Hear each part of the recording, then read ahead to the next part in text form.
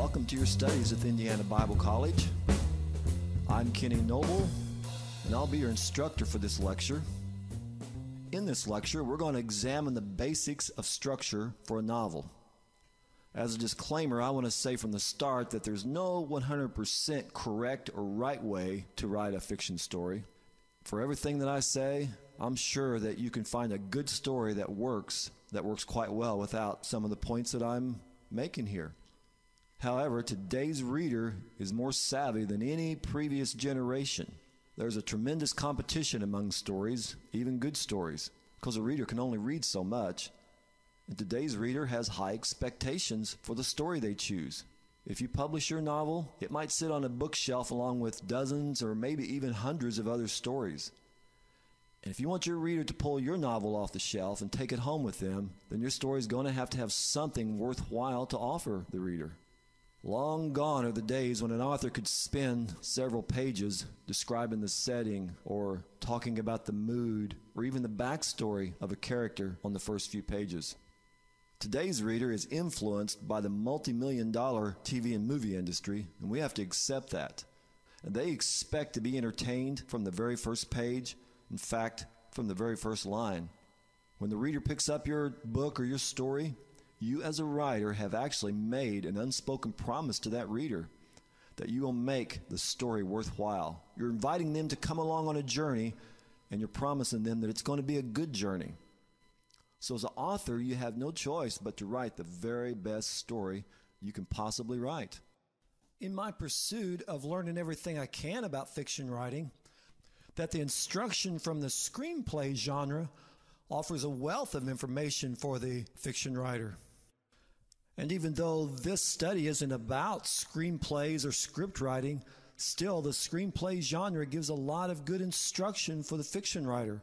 Don't forget, many movies were made from novels. They rewrite them and change the name. In addition, all movies were a screenplay first. In fact, I've downloaded several screenplays from the internet free of charge to read. And keep in mind that for a publisher to produce a novel, there's not near the financial risk to produce a novel as there is for the movie.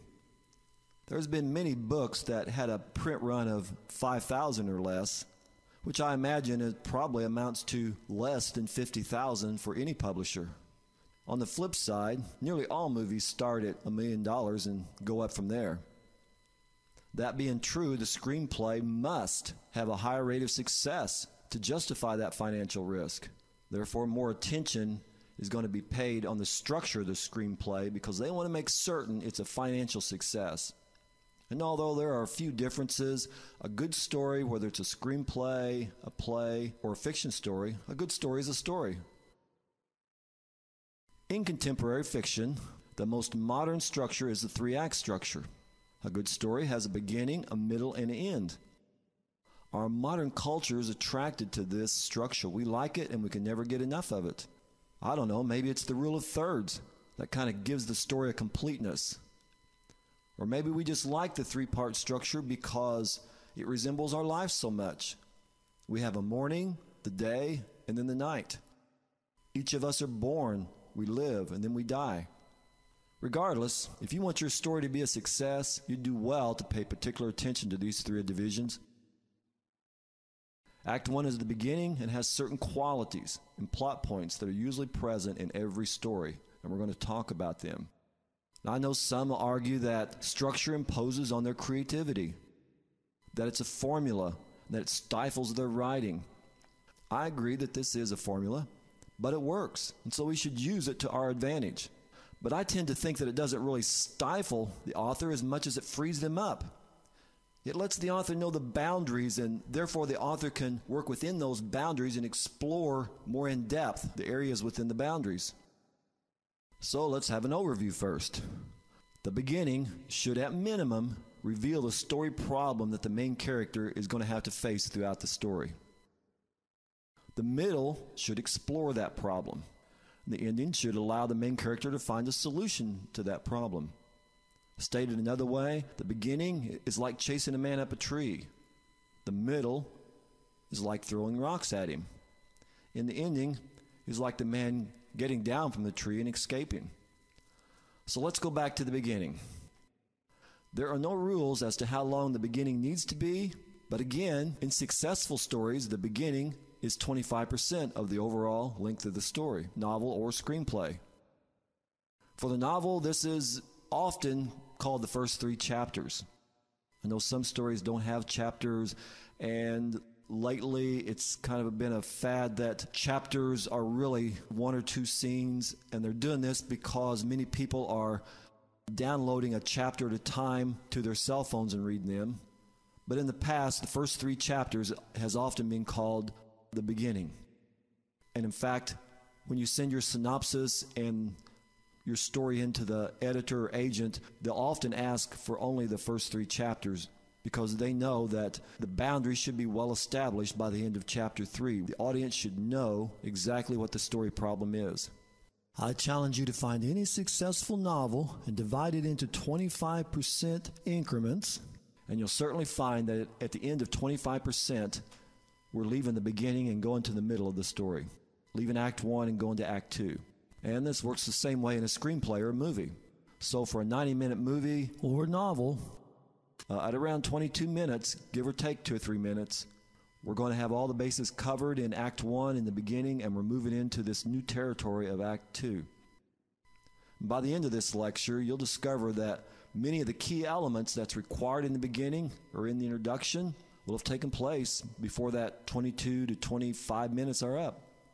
And I was so surprised when I went to the library and picked up several stories at random, and I began to search through them, and I validated that indeed this principle is true, and it isn't difficult to find it at all. So what all is in an introduction? What goes in the beginning? First and most important, the beginning has to include the story problem. By the end of the 25%, the audience should know exactly what's at stake and what the main character faces. Something should upset the main character's world, and life as they know it should no longer exist because now things are turned upside down and they must face the story problem. Often they've gotten by in the past. Second, something that we often overlook is the audience needs to see the main character's world and how they're living before the main character's faced with that disaster in their life.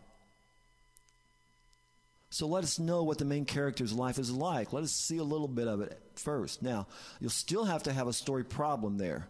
You'll still have to have something wrong to grasp the reader's attention, but it doesn't necessarily have to be the main story problem.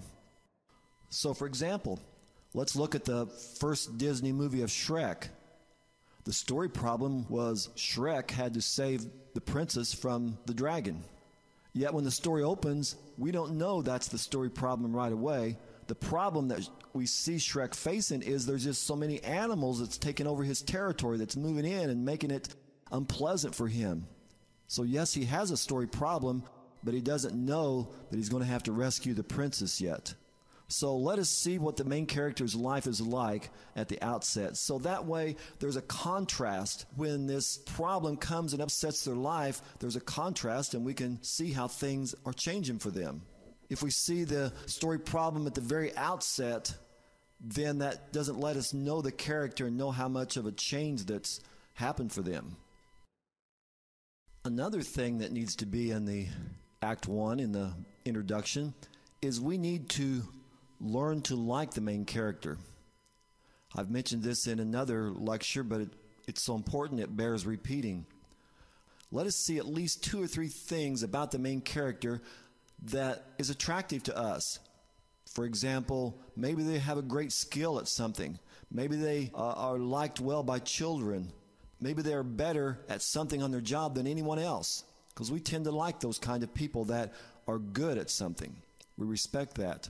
We need 2 or 3 things, though. So maybe the main character is in jeopardy. They're facing tremendous odds. Let us see that early on, that maybe if they're a school teacher, the workload is just so heavy they can't hardly take it. Or maybe they're juggling their job with also raising the family and taking care of a parent. And we feel kind of an empathy for them or a sympathy for them because they're facing such extreme odds. And I spent a little bit of time in a previous lecture on these qualities, so you can go back and listen to that. But you want to do something in the introduction to make us attracted to and to like to want to root for and care about the main character.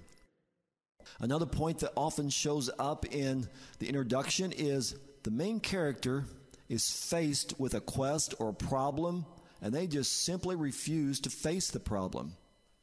Perhaps it's an FBI agent or a policeman, and they're given a chance to take a special case, and they don't want anything to do with it.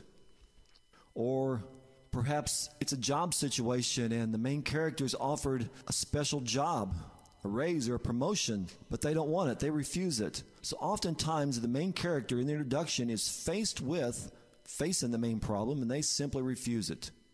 And you'll see this In a lot of stories.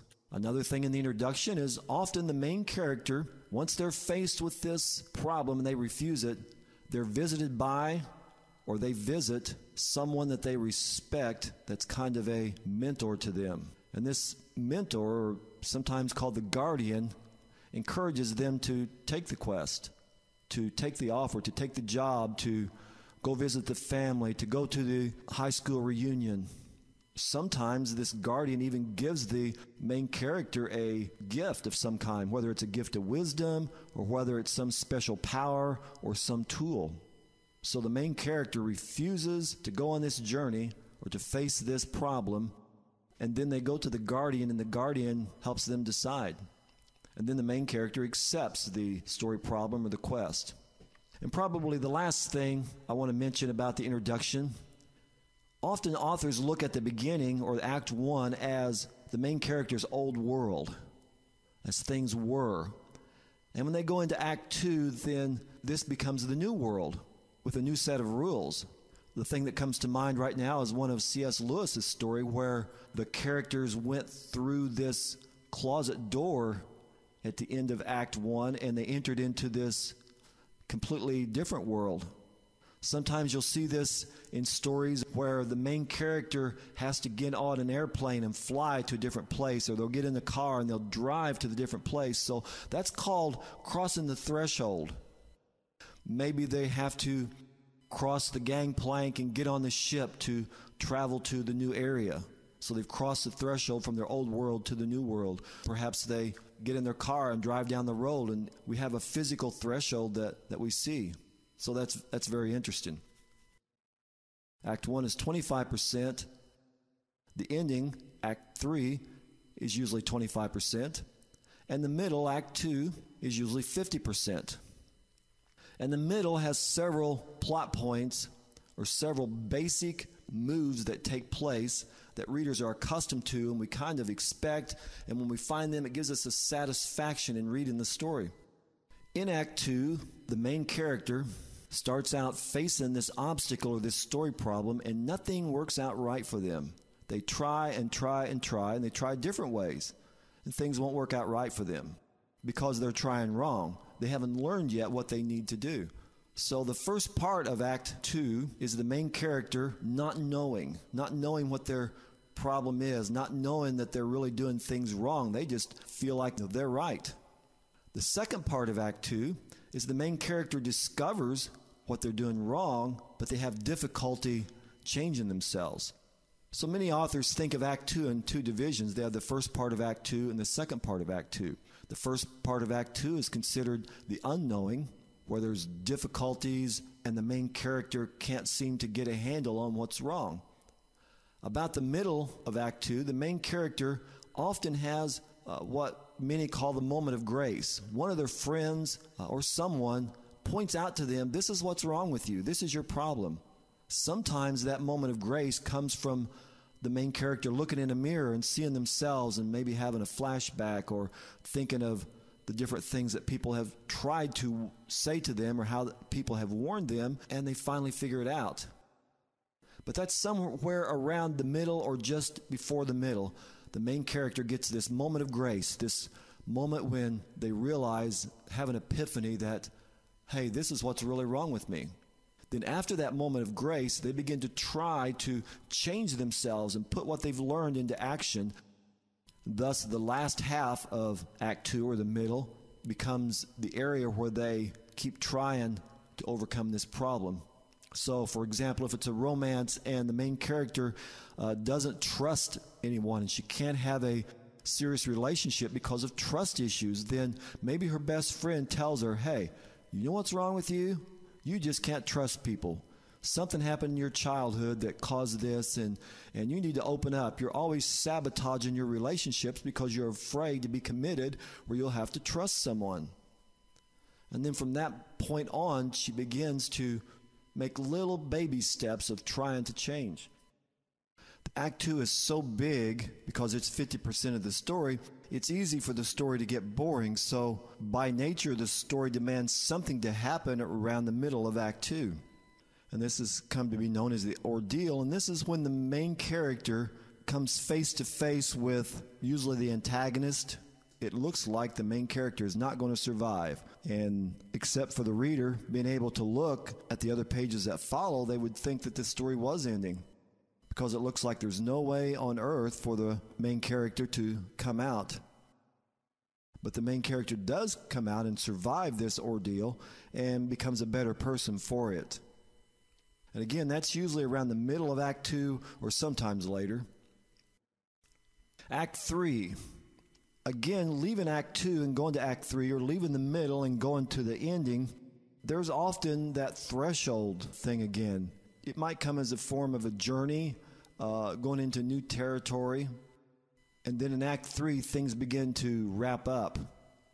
But they don't wrap up until the main character faces a near-death experience with the antagonist. If this is a romance, then it might be that the relationship has broken up. Maybe in the middle, there's the first kiss, but now at 75%, as we enter Act 3, there's the breakup. The main character discovers some new information about the romantic interest and realizes they can never be together, and so they break up. But Act 3 should have this battle, and oftentimes there'll be a false ending and a real ending. So, for example, the main character may face the enemy, the antagonist, head on, and there's a tremendous battle, and it looks like that they're about to lose, but they defeat the enemy. And just as it looks like they've won, then perhaps the antagonist henchman comes along, and they have to fight another battle. And you'll see this kind of a double ending in many stories. And finally, Act 3 will include the main character being able to face the world after they've solved the problem, and the reader must know that everything's going to be all right. A story doesn't necessarily require a happy ending, but we like that sense of fulfillment, knowing that the main character's world is straightened out. They've overcome this problem that they had, and now they have new information, and they're a better person for it.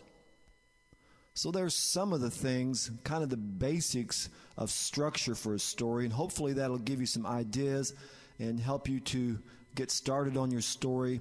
There's much more. We could talk all day about structure of stories, and there's different ideas of structure, but I've just tried to mention some of the basics to give you a good starting place.